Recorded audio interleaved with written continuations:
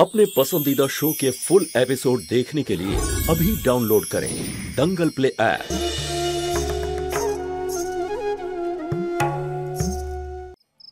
আজকের কথা ছাড় মিনাল, আমি যবে মুম্বাই থেকে ফিরেছি জ্যোতি আমার সমস্ত কথা অমান্য করেছে। দীপাবলির দিনে আমি একটা কাজের লোক রেখেছিলাম, কিন্তু ও আমাকে জিজ্ঞেস না করে তাকে বার করে দিল। আমি কি আমার বাড়িতে কোনো সিদ্ধান্ত নিতে পারবো না? সেরকম ব্যাপার নয় মা, হতে পারে যে দেখ, ভুল একবারই হয়, কিন্তু জ্যোতি তো মনে মনে ঠিক করেই নিয়েছে আমার বিরুদ্ধে যাওয়ার। সত্যি বলছি রে, যদি আমার পঙ্কজের চিন্তা না থাকতো তাহলে। মা দেখো, আমি তোমাকে একটা কথাই বলতে পারি, তুমি এই সব ব্যাপার নিয়ে বেশি না ভাবলেই ভালো হয়। ভুলে যাও না এই সব কিছু। কি ভুলবো আমি? এই সব কিছুতে বিরক্ত হয়ে আমি মুম্বাই চলে গিয়েছিলাম। এখানে দাদা আর দিদির সাথে এত বড় ঘটনা ঘটে গেল, আর জ্যোতি প্রয়োজনই বোধ করলো না আমাকে একটা ইনফর্ম করার।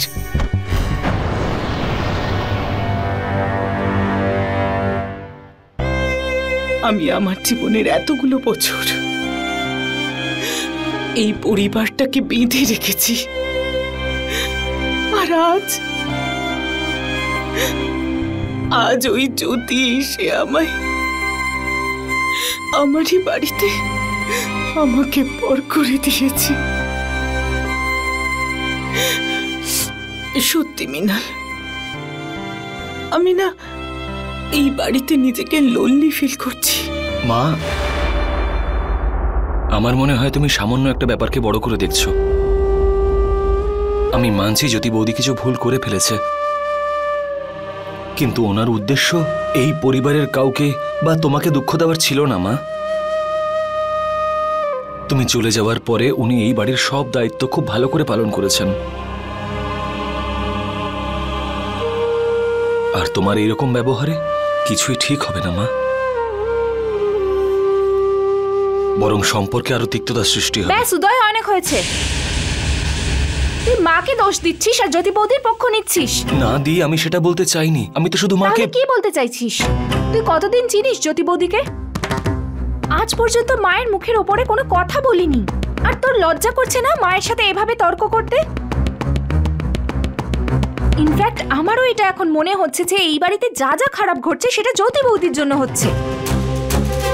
উদয়, আমিও কিন্তু একটা বাড়ির বউ, আর বউদের কর্তব্য যে নিজের শ্বশুর বাড়ির নিয়ম কানুনের সঙ্গে নিজেকে মানিয়ে নিয়ে চলা।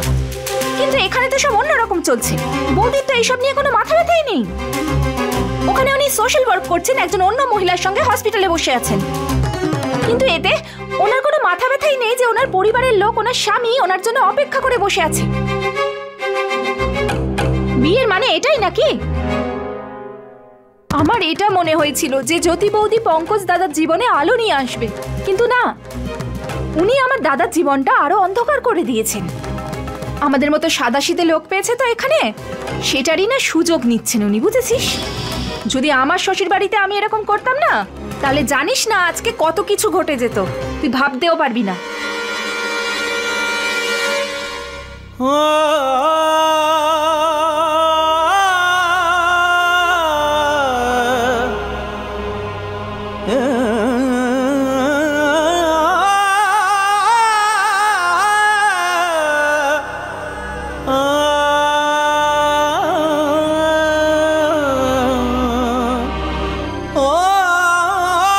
যে আমাদের জন্য ভাবে না, তার ব্যাপারে যতটা কম চিন্তা করবে ততই ভালো।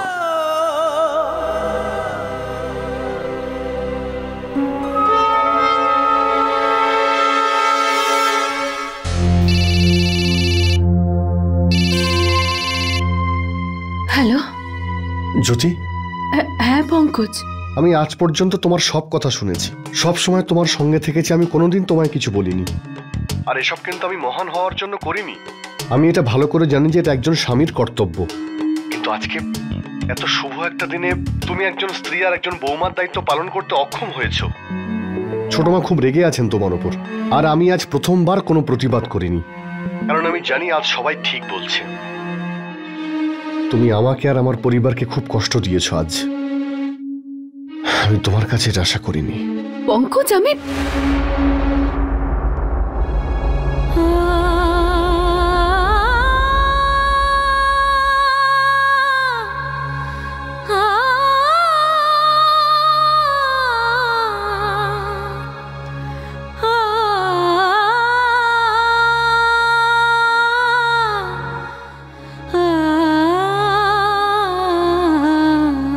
ডাক্তারবাবু, এখন আমার মেয়ে কেমন আছে? দেখুন, পেশেন্টের কন্ডিশন এখনো খুব ক্রিটিক্যাল। আপনার মেয়েকে বাঁচানোর জন্য ওর সন্তানকে আমাদের অ্যাপোর্ট করতে হবে।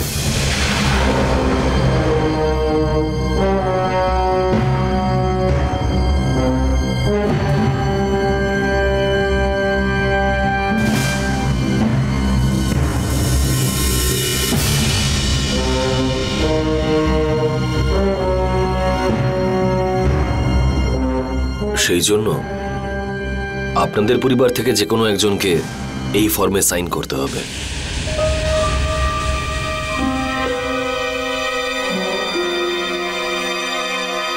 ডাক্তারবাবু কিছু করুন। ডাক্তারবাবু আপনার কাছে মিনতি করছি, যেভাবেই হোক ওকে আপনি বাঁচান ডাক্তারবাবু।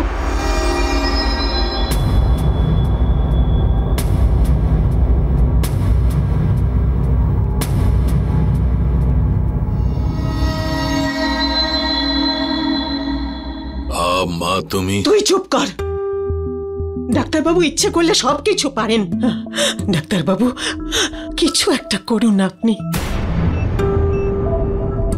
দেখুন মাসিমা, আমাদের হাতে সময় কম আর সিদ্ধান্ত তাড়াতাড়ি নিতে হবে। যদি আমরা সন্তানকে বাঁচানোর সিদ্ধান্ত নিই তাহলে ওর মায়ের জীবনও যেতে পারে।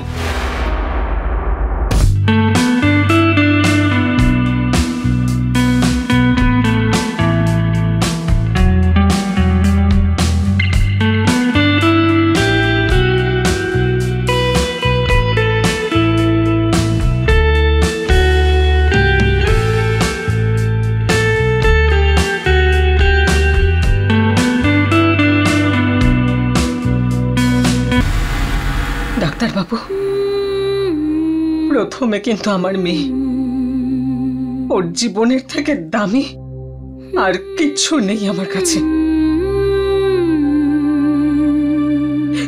আপনি কারোর কথা শুনবেন না, আমার মেয়ের জীবনটা বাঁচান।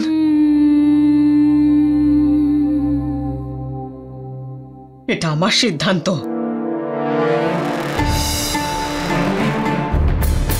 একজন মায়ের সিদ্ধান্ত।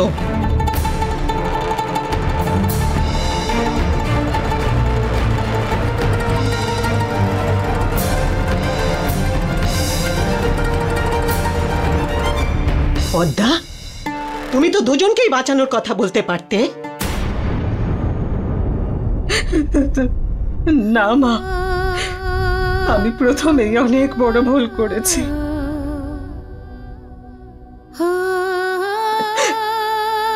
আমি জ্যোতির কথা শুনিনি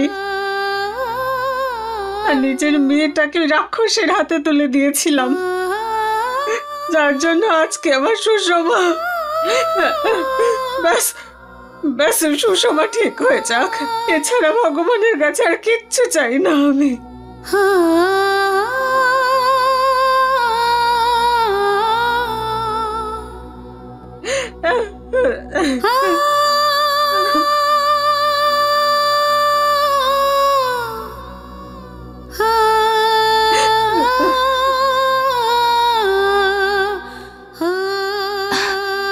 দিদি, অনেক দেরি হয়ে গেছে, তুই বাড়ি যা। দিদি, আমরা সবাই আছি তো? আমি আর দীপু সব সামলে নেব, আর তোকে সুষমার খবরও জানাতে থাকবো।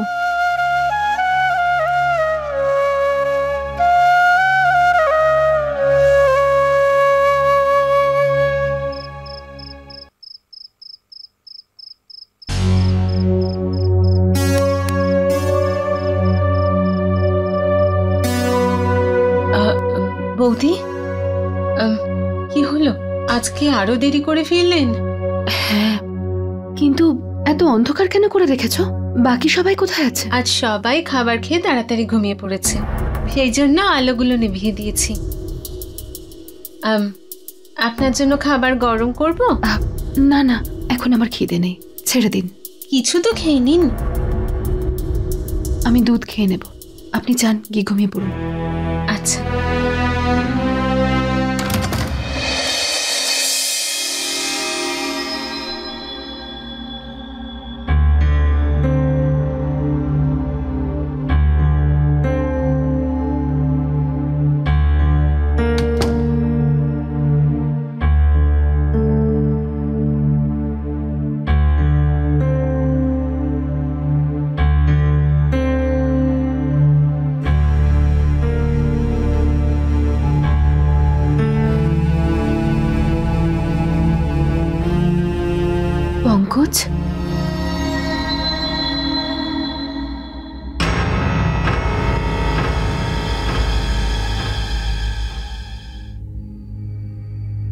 জানি তুমি শুনতে পাচ্ছ। কথা বলতে চাও না তুমি?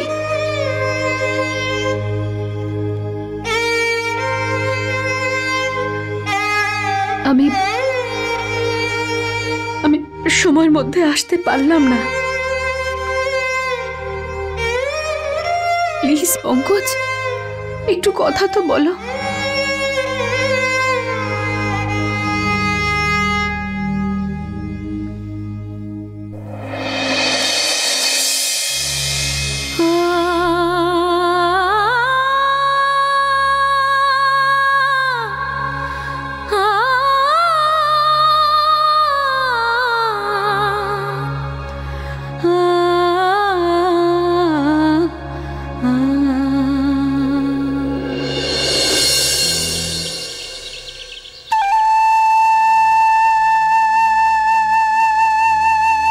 দিদি, আমি সবার জন্য ব্রেকফাস্ট রেডি করে দিয়েছি, টেবিলে রেখে দাও। আর তুমি পঙ্কজ আর উদয়ের টিফিনটা প্যাক করে দাও। আচ্ছা। ও মিনাল, গুড মর্নিং, কেমন আছো? আমি একদম ঠিক আছি। লংশ্রী, তুমি বড় জেঠুকে ব্রেকফাস্টটা ঘরে দিয়ে এসো, হ্যাঁ? আর জল খাবারে ওনাকে দুধ আর ফ্রুটস দেবে, উনি ঘরেই খাবেন, ঠিক আছে? কিন্তু আমি তো বাবার জন্য ডালিয়া বানালাম। ওনার না ডালিয়া খাওয়ার একদমই ইচ্ছে নেই। আমি তোমাকে যেমন বলেছি তেমন করবে। আচ্ছা। আর হ্যাঁ, মায়ের জন্য চিড়ের পোলাও বানিয়ে ঘরে দিয়ে এসো, অফিস যেতে দেরি হয়ে যাবে না হলে। ঠিক আছে?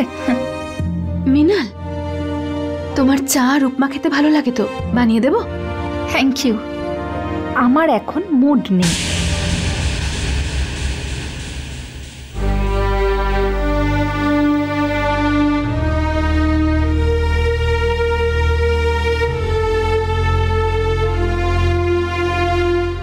কি ব্যাপার দাদা, কেউ ব্রেকফাস্টের জন্য এলো না কেন? ছোট মা তো টাইমলি চলে আসে সবসময়। আই এম সরি, বাট বেশিক্ষণ কিন্তু অপেক্ষা করতে পারবো না। জিম থেকে ফিরে আসার পর আমার খুব খিদে পেয়ে যায়। Good morning. Wow, paratha. Thank you বৌদি। একটু ওয়েট বেড়ে যাচ্ছে, কিন্তু পরোটাকে না বলতে পারবো না। কি ব্যাপার, ব্রেকফাস্ট টেবিলে কাউকে দেখতে পাচ্ছি না। উপোস আছে নাকি আজকে? ওই কালকের অনুষ্ঠানের পরে সবাই তো খুব ক্লান্ত হয়ে গেছে, তাই সবাই নিজের ব্রেকফাস্ট নিজের ঘরেই করে নিচ্ছে।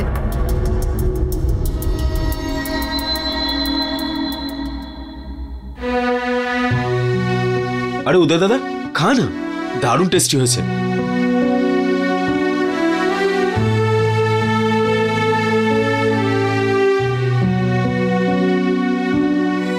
গুড মর্নিং পঙ্কজ, আজ আমি তোমার জন্য স্পেশাল পরোটা বানিয়েছি। ঠাম্মি শিখিয়েছিল আমাকে। দেখো, একবার যদি খাও তাহলে এর স্বাদ ভুলতে পারবে না। আর এই হলো তোমার কফি, একটু মাইল্ড বানিয়েছি। আজকাল তুমি খুব কফি খাচ্ছ, কিন্তু এত কফি খাওয়া স্বাস্থ্যের জন্য একদম ভালো না।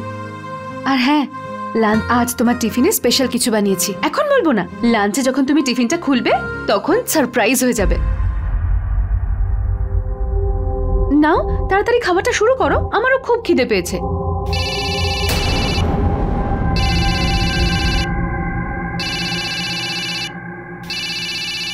তোমার ফোন বাজছে, ফোনটা ধরো। হ্যালো দিদি, ডক্টর এক্ষুনি জানালো যে সুষমার জ্ঞান ফিরে এসেছে। তুই তাড়াতাড়ি চলে আয়। হ্যাঁ, আমি আসবো, কিন্তু আমার একটু সময় লাগবে। ওই বাড়িতে আমার একটু কাজ আছে তো। আচ্ছা ঠিক আছে, চল রাখ এখন ফোনটা, বাই।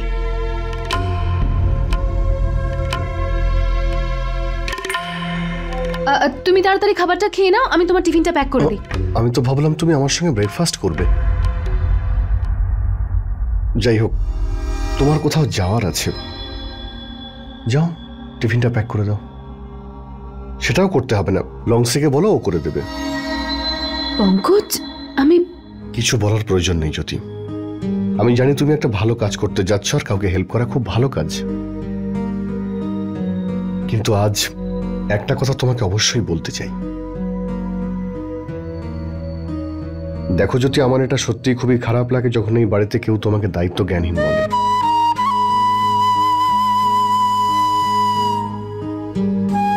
আর পরিস্থিতি এমনই যে আমি তোমার হয়ে কিছু বলতেও পারছি না।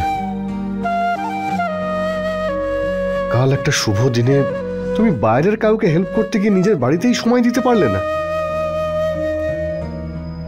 সবাই সবাই তোমার উপর খুব বিরক্ত, আর সেই বিরক্তি থাকাটাও স্বাভাবিক, কারণ ওনারা তো ভুল কিছু বলছেন না। আমিও তোমার কাছে কিছু আশা করি। একজন হাজবেন্ডের থেকে একজন বন্ধুর মতো আমি তোমার সঙ্গে কিছু সময় কাটাতে চাই। আচ্ছা, আমি কি কিছু বেশি চাইছি? আমি কি ভুল বলছি? তুমি ছাড়া আর এমন কে আছে যার সঙ্গে আমি সময় কাটাবো, দুটো কথা বলবো? পঙ্কজ, তুমি আমাকে ক্ষমা করে দাও। তুমিও ভুল বলনি, আর বাড়ির কেউ ভুল নয়। হয়তো আমি কিছুতেই এই বাড়ির যোগ্য হয়ে উঠতে পারছি না। তুমি ছাড়া তো আমারও কোনো বন্ধু নেই যার সাথে আমি একটু বসে আমার মনের কথাগুলো বলতে পারবো। আমিও চাই তোমার সাথে একটু সময় কাটাতে, কিন্তু কখনো কখনো পরিস্থিতি। পঙ্কজ, কালকে আমি সত্যি বাধ্য হয়ে আসতে পারিনি।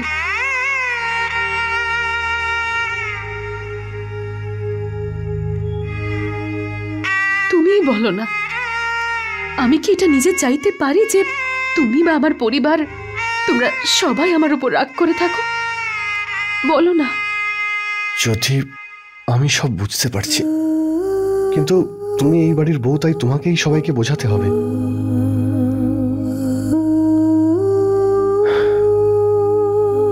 ঠিক আছে, তুমি যাও, ওখানে তোমাকে প্রয়োজন।